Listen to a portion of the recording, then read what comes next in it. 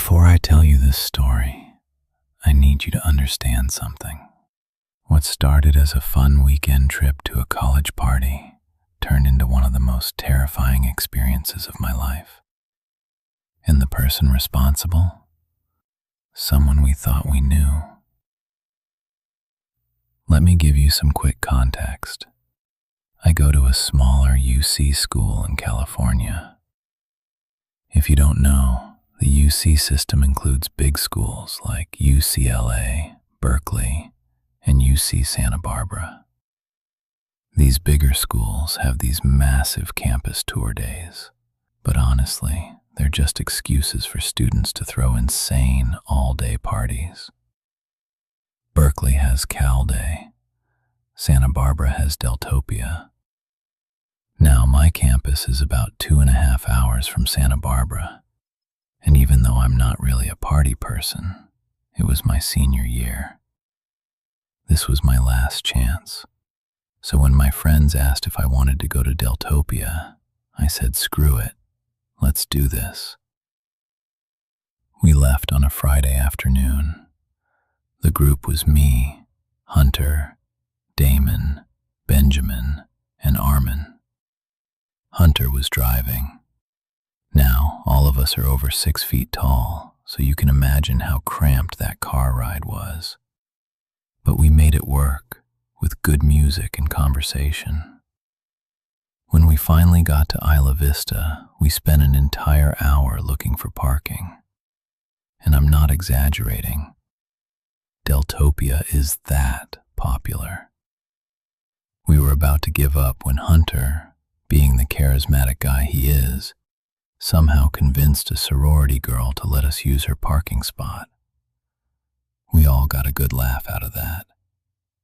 The plan was to crash at Hunter's sister's apartment. She's a junior at UCSB and agreed to let us sleep on her floor. Now, I know that sounds rough, but during Deltopia, having any place to sleep is basically a golden ticket. Her roommates were super chill, so we decided to party with them that Friday night, even though Deltopia didn't officially start until Saturday morning. Now, here's where things get complicated. I need to tell you about someone named Amir. Hunter is the kind of guy who's friendly with everyone, and because of that, he knows a lot of people. Amir is one of those people, though I'm using the word friend pretty loosely here. Amir is the type of guy who clings to social circles without ever really being part of them. He's insecure, loud, oblivious, constantly seeking validation, and somehow makes every conversation about himself. And before you think I'm just being harsh, Amir has done a lot of messed up stuff to my friends and me in the past. So yeah, I've earned the right to say this.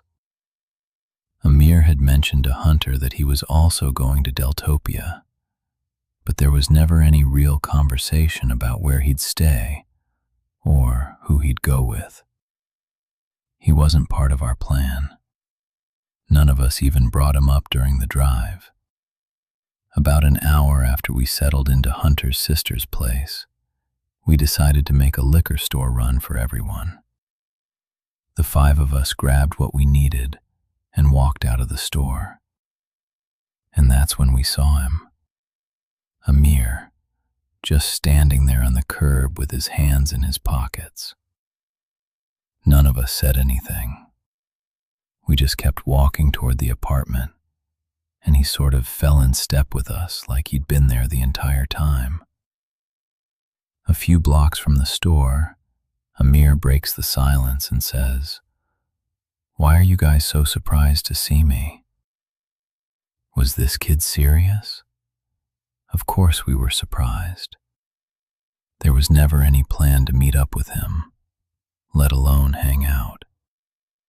And as far as we knew, Hunter hadn't even told him where we were staying. We ignored him and kept walking, unsure how this was going to play out. Things escalated fast when we got back to the apartment. Amir asked if he could use the bathroom, and when Hunter reluctantly agreed, Amir literally ran ahead of us. When Hunter's sister answered the door, Amir walked right up to her and said, "I'm staying here," before pushing past her without waiting for a response. She didn't know who Amir was and just assumed he was part of our group. When Hunter realized Amir had lied to his sister, he was livid. Hunter told him straight up, "You need to leave. You're not welcome here." And lying to my sister, that crossed a line. Amir didn't go quietly. He stood outside the door for 20 minutes trying to argue his way back in. But Hunter's not someone you want to mess with, so Amir eventually took the hint and left. We got pretty wasted after that, and honestly, Amir was all any of us could talk about. Later that night, we realized something disturbing. Hunter had been sharing his iPhone location with Amir, which meant Amir had literally stalked us to the apartment. The next day was incredible. Deltopia definitely lived up to the hype. By late afternoon, most of the craziness had died down, and we met up with 5 of our other friends.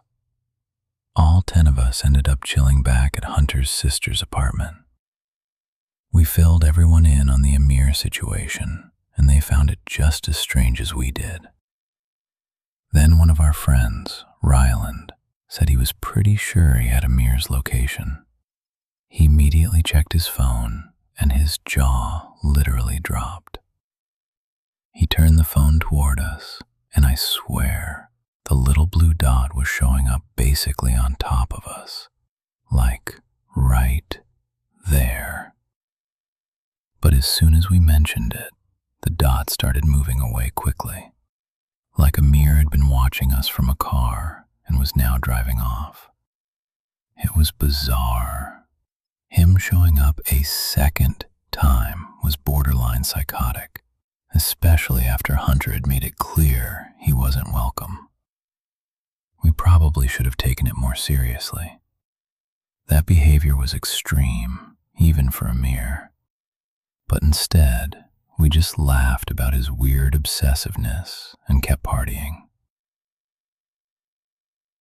That night, after everyone had crashed, I woke up randomly sometime well after midnight.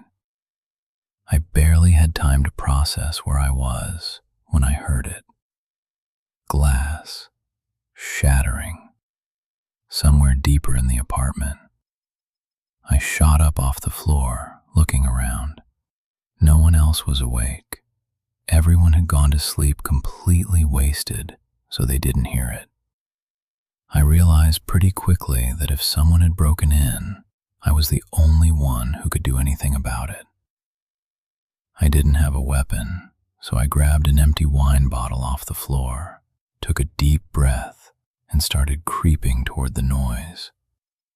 My heart was pounding in my chest.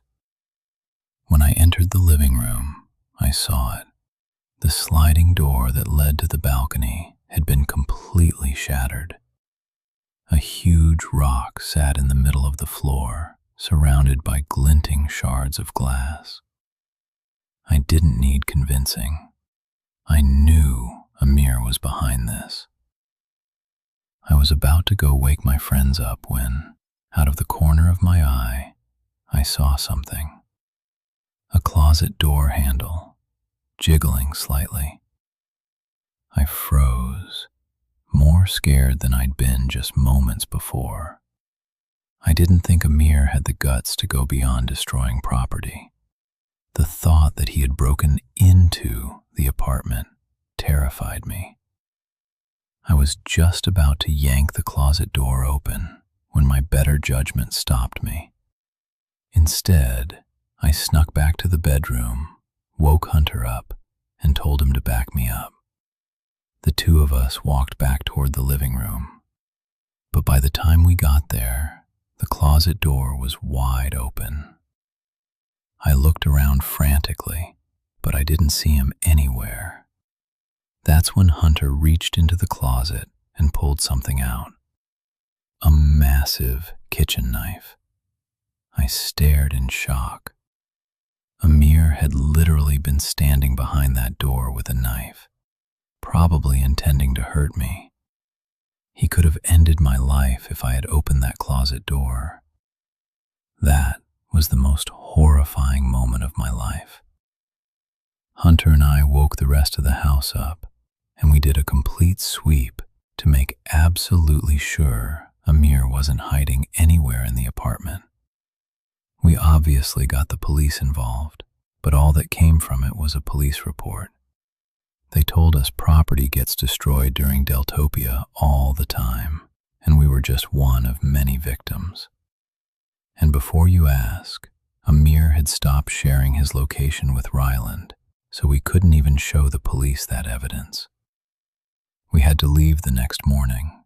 Hunter was freaked out about leaving his sister and her roommates there, especially knowing that Amir had already managed to sneak in once. Before we got in the car, Hunter pulled out his phone and typed this massive paragraph to Amir. I'm not going to repeat what was said, but you can imagine. The message never delivered, though. Amir had already blocked him. We all pulled out our phones and realized we'd all been blocked too. Over the next few weeks, none of us heard from him. It was like he'd fallen off the map completely. I still can't wrap my head around all of this. As aggressive as Amir often pretends to be, he doesn't have a history of violence. In fact, I've always thought of him as pretty passive. But here's what keeps me up at night. He knows where all of us live. So even now, while making this video, I'm still worried he's going to do something drastic. I'll update you all if anything else happens, but for now, this is where the story ends. If you made it this far, thanks for watching. Hit that subscribe button if you want more crazy college stories, and let me know in the comments if you've ever dealt with someone this obsessive. Stay safe out there.